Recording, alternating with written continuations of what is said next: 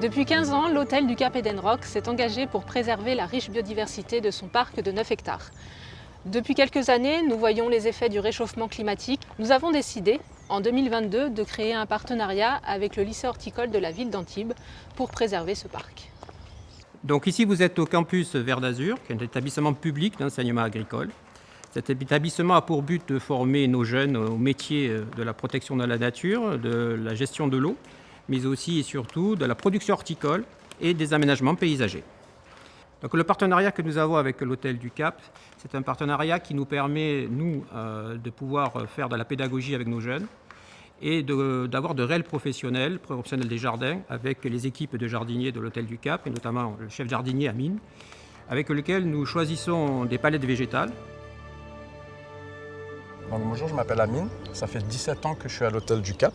Nous avons une équipe de 10 jardiniers. Certains ont plus de 20 ans de maison. On essaie de travailler avec des producteurs locaux et de mettre en place la biodiversité dans tout le parc. Alors le réchauffement climatique a un très gros impact sur le parc. On perd énormément de sujets qui ont des fois même plus de 20 ans, comme des pins, des arbres fruitiers que normalement on doit planter comme les amandiers.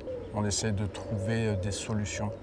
Alors ici, l'idée, c'est de s'adapter au réchauffement climatique. On avait planté des amandiers ici, qui normalement doivent tenir sur la Méditerranée, mais qui ne tiennent plus. Et on s'adapte en changeant avec des figuiers, car nous, sur le bord de mer, c'est un arbre qui tient énormément. On sert de zone d'expérimentation pour le lycée horticole. Chaque année, ils viennent avec 20 ou 30 élèves qui, eux aussi, partagent cette expérimentation. Donc ils viennent planter avec nous et en même temps ils utilisent cette zone comme une zone scientifique en fait.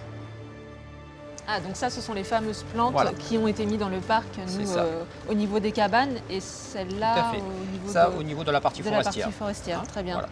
Donc comme tu peux le voir aujourd'hui, on est sur une problématique qui est que le végétal doit s'en sortir tout seul. Tu vois bien qu'il est labellisé végétal local, comme convenu.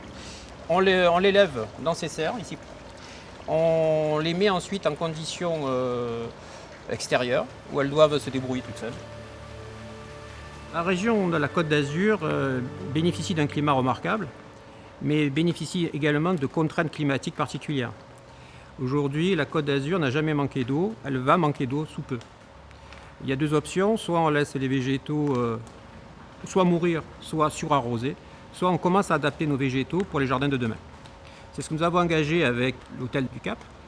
Et on est aujourd'hui avec une renaturation des végétaux, c'est-à-dire qu'on élimine les végétaux parasites, on élimine également les végétaux qui n'ont plus de sens par rapport aux contraintes climatiques de demain.